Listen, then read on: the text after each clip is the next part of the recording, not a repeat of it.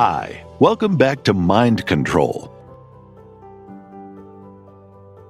When you see someone who's the best in the world at what they do, they're being rewarded in public for what they've practiced millions of times in private. George Bernard Shaw said there are two kinds of people in life. You know, he said those that make things happen, those that watch things happen, and those that don't know what happened. See, a lot of people want to exempt themselves from taking responsibility. All they want to do is talk about the problem. Every time you see them, they'll tell you their story over and over and over and over again. You want to take responsibility for your life. I got me here, I can get me out of this. And I'm getting out. I'm not going to be a volunteer victim. Take full responsibility for your life. Accept where you are and the responsibility that you're going to take yourself where you want to go. Most of you won't be successful because when you're studying and you get tired, you quit. And I'm here to tell you today, if you got somebody came to my office the other day crying, I said, look, don't cry to give up, cry to keep going. Don't cry to quit. You already in pain, you already hurt, get a reward from it. Don't go to sleep until you succeed. Listen to me. I'm here to tell you today that you can come here, you can jump up, you can do flip, you can be excited when we give away money. But listen to me, you'll never be successful until I don't have to give you a dime to do what you do. So part of beginning to get unstuck, you've got to decide that the behavior pattern that you have adopted doesn't work for you. You've got to change your strategy, and changing your strategy means reinventing your life, recreating you, and you have the power to do that. You can decide that you're going to change, that you're not going to be a wimp.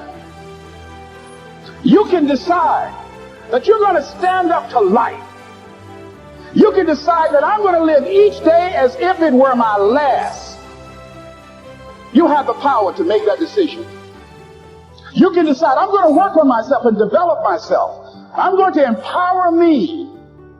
And all of these things that are happening to me right now, they're just temporary inconveniences. They're not stronger than I am. I'm in charge here. You have to tap into suffering every day of your life because we have so much scarring that we have to clean up. You have to look at suffering as almost like I look at failure.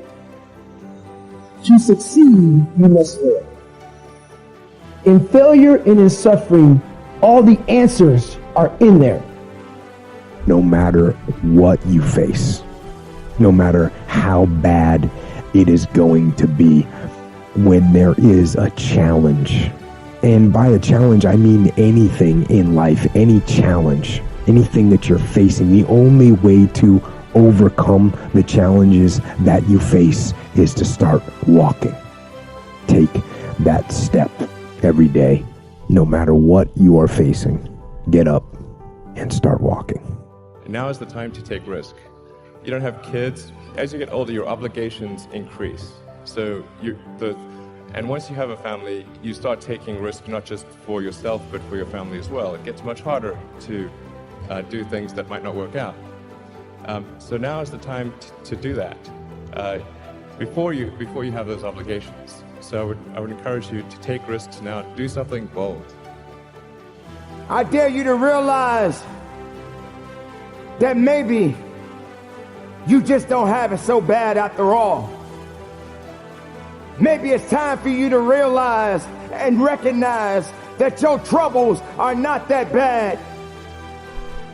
Maybe it's time that you realize that you need to get away from the drama that's in your life. Maybe it's time for you to stop chasing misery and start chasing your dreams. Reconnect with yourself. Because this is not the time for you to be wasting, putting yourself back instead of pushing yourself forward. Ladies and gentlemen, you have so much to offer, so much to give, so much to do, but doing it and sitting around waiting for it to happen, it's just going to stay in neutral. You have to electrify the desire that you have, that you once had. So the next time you feel like complaining, you feel like worrying, and you're so concerned about other things that doesn't necessarily concern you, ask yourself, is it making you better? Is it taking you higher? Are you going further? Or are you just being complacent? Complacent and complaining and worrying and doing things that are not better for you? Are you going to realize that maybe just going up that mountain does take a little bit more work than just having something handed to you? Are you going to be that person that realizes that if and when you get to the top of the mountain, it don't just stop there? You got to figure out another way to go even higher. You have to electrify and get all the things that are necessary within you to start doing the things that you need to do, so when the time comes, you can kick down that door and move towards the possibilities of being the best of who you really are. One of the central principles of my life is that no one knows enough to be a pessimist about anything.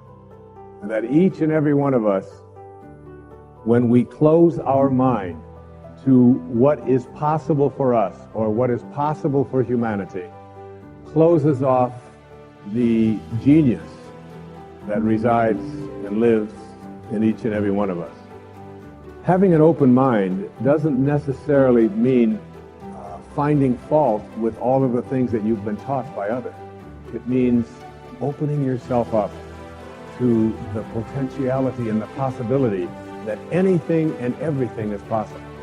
So having a mind that is open to everything and attached to nothing really means finding within ourselves the ability to get rid of a trait that I find so common in the contemporary world. You know that most people that I meet spend their lives looking for occasions to be offended. They actually are out there hoping that they can find some reason to be offended. And there's no shortage of reasons. They're out there everywhere. The way this person dressed, what this person said, they turn on their TV, they hear the news, they're offended by this. Someone used language that they didn't like, someone doesn't share the same customs that you, and people all day long. In fact, if you keep track tomorrow, you will find probably 100 reasons that you can go around being offended. But a mind that is open to everything and attached to nothing is a mind that says, I'm never looking for anything to be offended by. And that whatever anybody else out there has to say, my response to that is, that's an interesting point of view. I've never considered that before. Talking about past and future and excessive emphasis on past and future in your life, yes, of course you need to have, there's nothing wrong with having a certain intention of what you want to achieve, take steps towards it. It's part of living here in this dimension. You can't just say, I'm never going to plan anything anymore, just take life as it comes. Well, some people try to do that, but they're not that happy either after a while. So then your life will get very diffused. And so to have an intention, to make a plan, perfectly fine. Either a short-term plan, like I'm going to meet you tomorrow at 4 o'clock. How would you ever meet anybody if we didn't have time? And future on a practical level, of course it's needed. The question is whether future takes over your mind. Being able to use it for practical purposes is of course great, but I call that clock time is fine, but psychological time is when the future takes over your mind and your entire thought patterns are geared only towards future, and you treat the present moment as either just a means to an end because it enables you to get to the next one. You're always reaching out, so to speak, internally to the next, yet never quite here, always looking for some fulfillment there. So you can never embrace the fullness of now, or you make the now into even an enemy. Some people are always unhappy. Perhaps we all know one or two people like that. 3.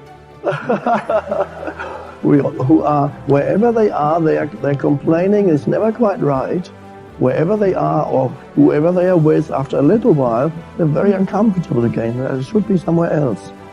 You know the bumper sticker that you see in some cars, in various versions of it, says, I'd rather be golfing. And then another one says, I'd rather be fishing. I'd rather be this, I'd rather be there.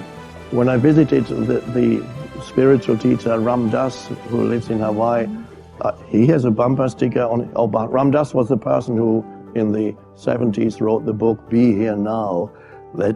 And anyway, he has a bumper sticker on his car that says, I'd rather be here now.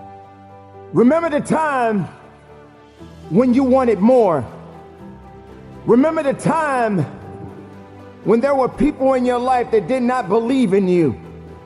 Remember the time when you honestly gave up on the possibilities of the uniqueness that you had inside. Remember there was a time that you complained so much, but yet did so little. There comes to a point in your life that you must recognize that there's a little bit more that has to be done than just complaining about it. You have to realize that you don't have any other opportunities waiting for you if you're not willing to work for the first opportunity that's been given to you. You don't have a lot of time left, so there's no reason to complain. You're not even in a position to complain. You have to figure out that there has to be another idea about you, and you have to understand that there has to be something even greater and more challenging waiting for you. And if you're not willing to step outside of your comfort zone, if you're not willing to understand the principles and the possibilities that you have within yourself, then everything that you are thriving for, everything that you are hungry for, will soon come to an end. Now, I'm not here to preach to you about this. I'm here to let you know that there are things that are going on around you right now that are far greater than your complaining. You complaining about so much, but yet you show no action.